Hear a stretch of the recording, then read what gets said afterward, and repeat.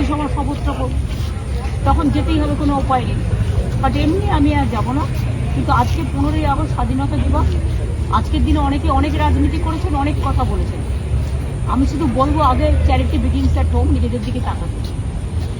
রাজভবনে আজকে মেয়ে, ওই যে ওয়ার্কার এমপ্লয়, তার কেসটা তো আপনারা সবাই জানেন, আমার নতুন করে বলার কিছু নেই। তাহলে নিজের দিকে তাকাতে হবে, তারপরে তো অন্যদের সমালোচনা করবে। আর আমি তো পরিষ্কার বলেছি যে এই ঘটনাটায় আমরা সবাই নিন্দা করি। আমি কালকে ফাঁসির দাবিতে মিছিলও করব এবং আমরা চাই ফাঁসি হোক। আমি পুলিশকেও সেই হোক বলেছিলাম সেইভাবে, এবং ওরা করেও ছিল। আজকে ওদের জিনিসগুলোই তো নিয়ে ওরা করছে, কাজে ওরা কাজটা অনেকটা গুটিয়ে দিয়েছিল। যে কটা লোককে ডাকা বাকি ছিল, ওরা হাতে 4-5 দিন টাইম ছিল, ওরা সেটা করে নিত।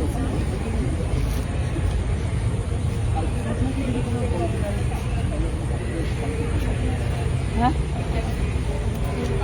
ভিডিও দেখুন, দেখলেই পতাকা দেখতে পাবে। ভিডিওগুলো দেখুন না, ভিডিওগুলো পাননি আপনারা, ভিডিওগুলো দেখলেই পেয়ে যাবে। এত আইএকে দিয়ে, এআইকে দিয়ে উল্টোপাল্টা সবার মুখ দিয়ে আর যা তা বলাচ্ছে, তৈরি করে ফেক ভিডিও। এটা ক্রাইম নয়? এগুলো তো ধরা পড়বে একদিন। অসত্য জিনিসটা বিশ্বাস করতে আমি মানুষকে অনুরোধ করছি, প্লিজ বিশ্বাস করবেন না। সোশ্যাল নেটওয়ার্কে আজকে ম্যাক্সিমাম ফেক ভিডিও চলছে। পুলিশ গ্রেপ্তার করেছে 10 জনকে। সেটা পুলিশের ব্যাপার, পুলিশ বলতে পারে, পুলিশ তার কথা পুলিশ বলবে, সেটা তো আমি বলার শোভা পায় না। যার কাজ সে করুক।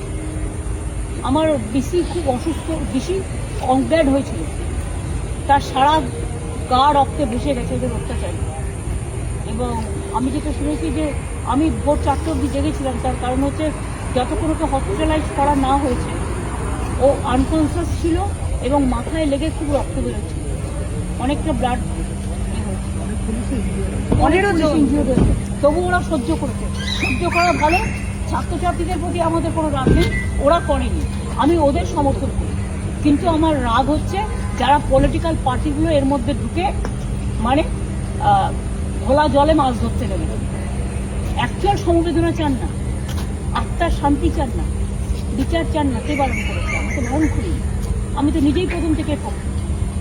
আপনি কি মনে করেন সাধারণ মানুষ যে চিকিৎসা পাচ্ছে না, যাদের মারা যাচ্ছে তাদের কি মারা গেছে বিনা ট্রিটমেন্টে?